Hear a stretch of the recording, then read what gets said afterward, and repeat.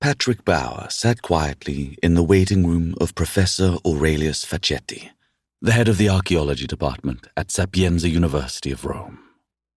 The room was simple but elegant, with polished wooden floors and cream-colored walls adorned with framed maps of ancient excavation sites. A faint smell of coffee lingered in the air, blending with the rich scent of leather from the chairs.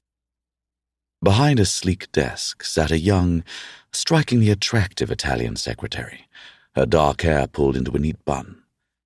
She was sorting through stacks of mail with practiced efficiency, her manicured fingers flipping through envelopes while occasionally jotting down notes. Patrick observed her with casual detachment, his mind elsewhere. The rhythmic ticking of a wall clock was the only sound until the heavy oak door to the professor's office creaked open. Professor Aurelius Facchetti, tall and commanding, with a head of neatly combed silver hair that gleamed under the light, stepped out. His old-fashioned three-piece suit, complete with a pocket watch chain, spoke of timeless sophistication. Despite his age, he moved with an unusual vitality, though Patrick noticed the faint signs of weight loss in the slightly loose fit of his jacket. "Dr. Bauer," Facchetti said warmly, his voice deep and resonant. He extended a firm hand, his eyes bright with curiosity. "A pleasure to meet you. Apologies for the wait, but I had one of our most generous donors on the line. Money makes the world go round." Patrick smiled as he shook the professor's hand. "I got a wonderfully strong espresso from your secretary, and it wasn't that long, don't worry. I'm happy you could take the time to talk to me."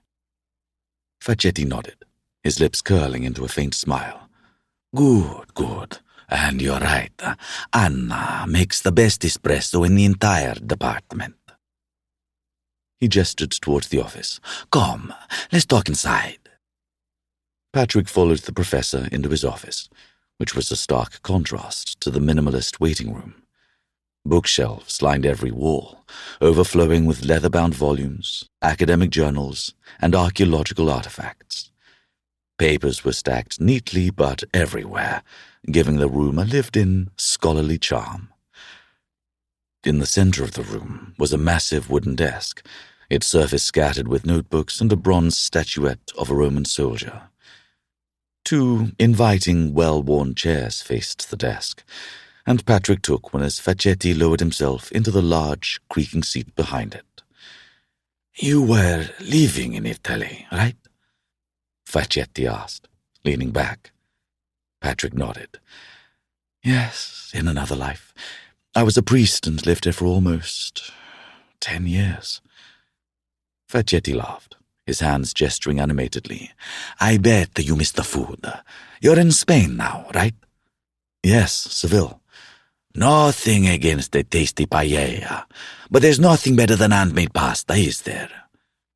Facchetti laughed again, his energy infectious. "Indeed there isn't, though I miss the pizza even more. I mean, you can get them anywhere, but there's this small shop near the Vatican called Ferrone's Pizza. Nothing even comes close." Facchetti's eyes lit up. "Ferrone's! God, you're a man who knows the good spots. I love their pizza. Their frutti di mare is supreme." "Is he still putting that giant prawn in the center?" "Of course."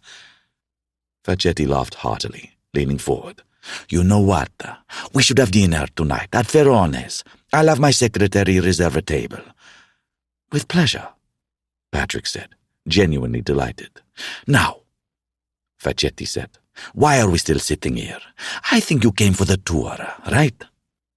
Facchetti suddenly sprang to his feet, with the energy of a much younger man. Patrick couldn't help but smile, appreciating the man's enthusiasm and vibrancy. To keep listening to this audiobook, I've left you a link in the description so you can do it, at no cost thanks to Audible's 30-day free trial.